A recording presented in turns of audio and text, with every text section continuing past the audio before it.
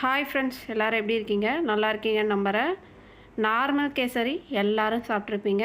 வெத்தலை கேசரி சாப்பிட்ருக்கீங்களா? வாங்க எப்படி பண்ணுறதுன்னு பார்க்கலாம். ரொம்பவே டேஸ்ட்டாக இருக்கும். இப்போ வந்து பார்த்திங்கன்னா, நான் ஒரு 8லேருந்து 10 வெத்தலை எடுத்துருக்குறேங்க. ஃப்ரெஷ்ஷான வெத்தலை. இப்போ இதை 2-3 கிழித்து ஒரு மிக்ஸி ஜாருக்கு மாற்றி கொஞ்சமாக தண்ணி விட்டு இந்தளவுக்கு நல்லா அரைச்சி எடுத்துக்கோங்க. அரைச்சதை நல்லா வடிகட்டி எடுத்துக்கலாங்க. அப்படியே போட்டால் நமக்கு நார் மாதிரி இருக்கும்.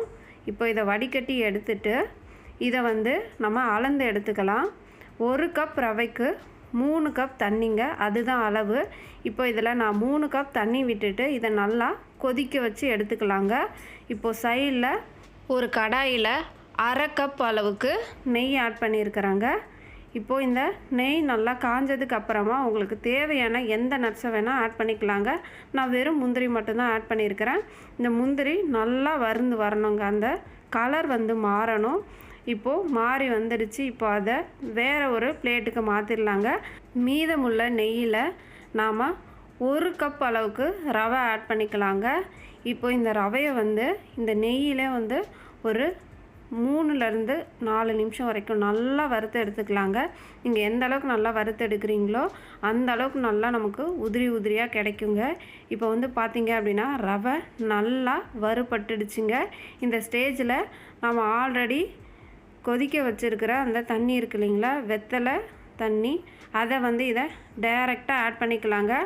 இதில் வந்து கலர்லாம் எதுவும் வராதுங்க. நான் வீடியோக்காக க்ரீன் கலர் ஆட் பண்ணியிருக்கிறேன். நீங்கள் வீட்டில் தான் செய்கிறீங்க அப்படின்னா கலரை வந்து அவாய்ட் பண்ணிவிடுங்க. இப்போ வந்து பார்த்திங்கன்னா தண்ணி நல்லா அப்படியே அப்சர்வ் பண்ணிடுச்சுங்க.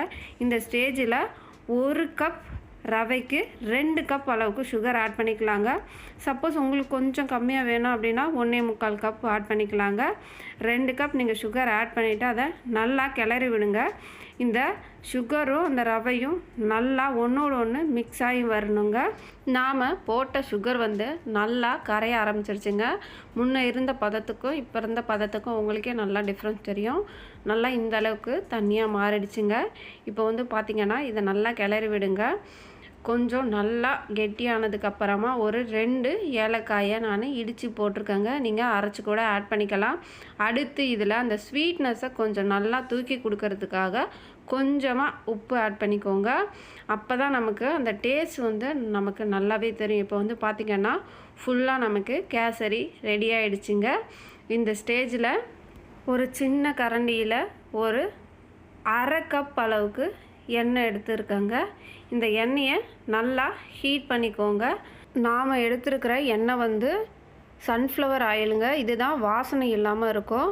அதனால் உங்களுக்கு நெய் வாசனையிலேயே நல்லா டேஸ்டான கேசரி கிடைக்குங்க. இப்போ வந்து இந்த காய்ச்சின எண்ணெயை நம்ம கேசரி மேலே விட்டுட்டு ஆல்ரெடி வறுத்து வச்சுருக்கிற முந்திரி பருப்பை ஆட் பண்ணிக்கலாங்க. ஆட் பண்ணிவிட்டு நல்லா கிளறி விட்டு எடுத்திங்கன்னா சூப்பரான வெற்றிலை கேசரி ரெடிங்க. இந்த வீடியோ உங்களுக்கு பிடிச்சிருந்ததுன்னா உங்கள் ஃப்ரெண்ட்ஸ் அண்ட் ஃபேமிலிக்கு ஷேர் பண்ணுங்கள், லைக் பண்ணுங்கள், கமெண்ட் பண்ணுங்கள். என்னோடய சேனலுக்கு சப்ஸ்கிரைப் பண்ணுங்கள். தேங்க்யூ. பக்கத்தில் இருக்க